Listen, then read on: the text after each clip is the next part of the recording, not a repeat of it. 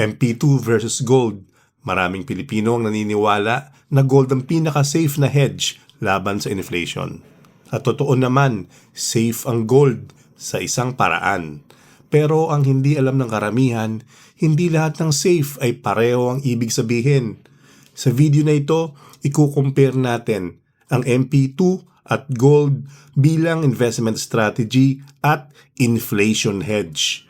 Para maintindihan mo kung kailan talaga safe ang gold at kung kailan mas may advantage ang MP2 pagdating sa returns, stability, at long-term growth. Ang video na to ay para sa kaalaman lamang, hindi personal na payong pinansyal. Affiliate products in the shelf below. Halimbawa, kung may 100,000 ka ngayon, saan mo ba ito ilalagay? Maraming sasagot, gold, kasi safe. At hindi naman sila mali. Pero dito nagkakamali ang karamihan.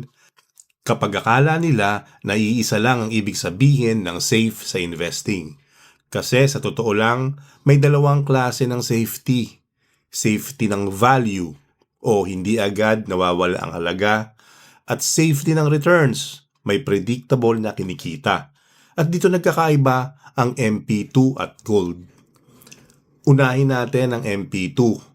Ang MP2 ay isang government-backed savings program na ino-offer ng Pag-ibig Fund kung saan pwede kang maghulog ng voluntary savings at kumita ng dividends taon-taon. At noong 2025, ang na-declare na dividend rate ay nasa 7.12%, isang level na mas mataas kumpara sa karamihan ng traditional savings options. Ngayon, isipin mo ito. Ibig sabihin, kahit hindi gumagalaw ang market, kahit walang volatility tulad ng stocks o gold, may potential kang kumita ng consistent returns bawat taon. Dito, nagiging importante ang isang concept na madalas hindi napapansin, ang predictability.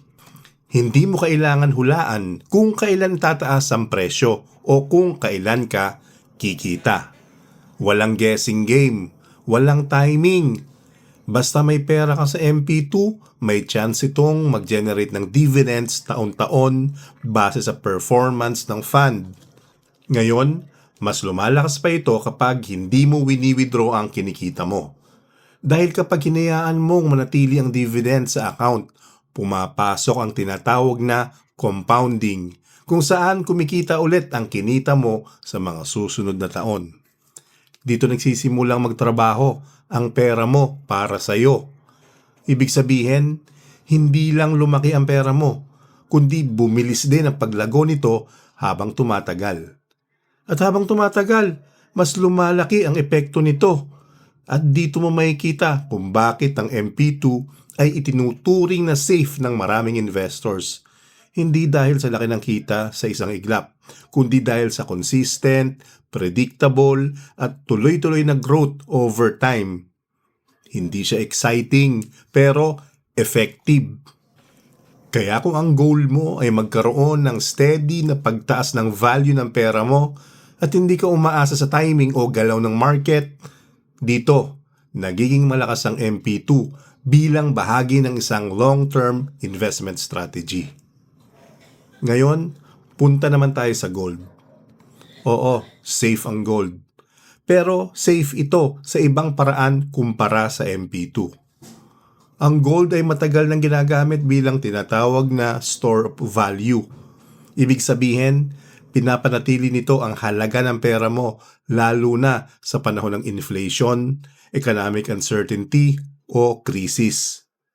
Halimbawa, kapag humihina ang value ng currency o tumataas ang presyo ng bilihin, kadalasan tumataas din ang demand sa gold. Kaya nagiging paraan ito para protektahan ang purchasing power ng pera mo. Pero ito ang hindi napapansin ng karamihan. Ang gold hindi kumikita habang hawak mo ito. Wala itong dividends, wala itong interest, wala itong regular na cash flow na pumapasok sa iyo taon-taon.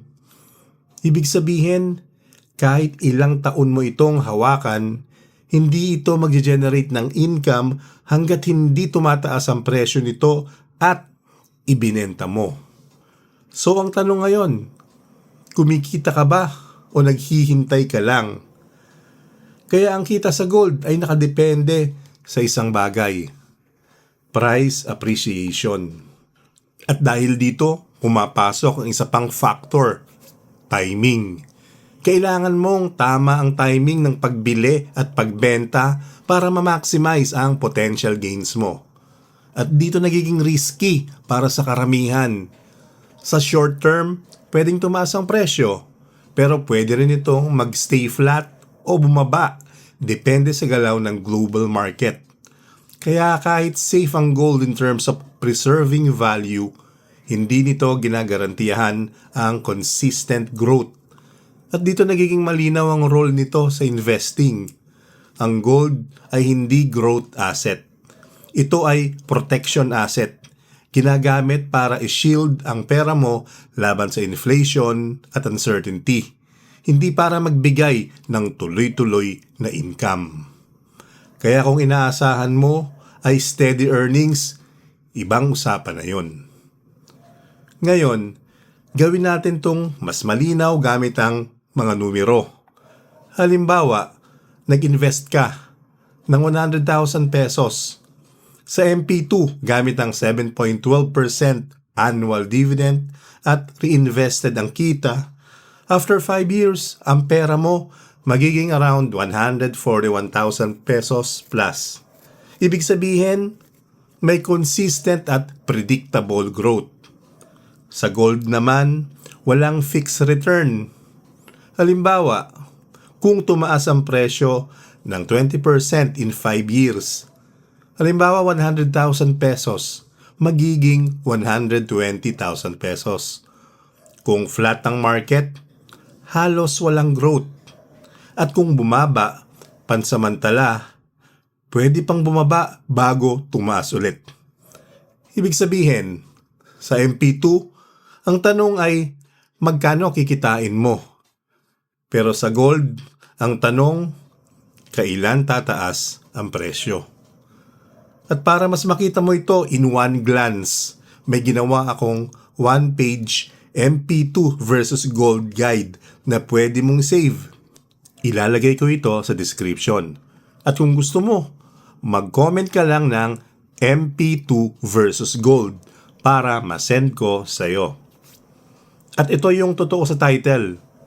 Safe ang gold. Pero hindi ito automatic na best choice para sa lahat ng sitwasyon. Kung ang goal mo ay proteksyon ng value, may silbi ang gold. Pero kung ang goal mo ay consistent growth at income, mas may advantage ang MP2. Ibig sabihin, hindi sapat na sabihin lang na safe ang gold. Ang mas tamang tanong ay, safe para saan? Sa katunayan, maraming investors ang hindi pumipili lang ng isa. Gumagamit sila ng combination strategy. MP2 para sa growth at dividends, gold para sa protection laban sa inflation. Ito ang tinatawag na diversification, kung saan binabalanse mo ang growth at security ng pera mo. Kaya sa huli, hindi mali ang gold, pero kulang lang ang pagkakaintindi ng karamihan kung kailan ito ginagamit. At hindi rin ibig sabihin na MP2 ang sagot sa lahat. Dahil sa investing, ang tunay na advantage ay nasa strategy, hindi lang sa asset.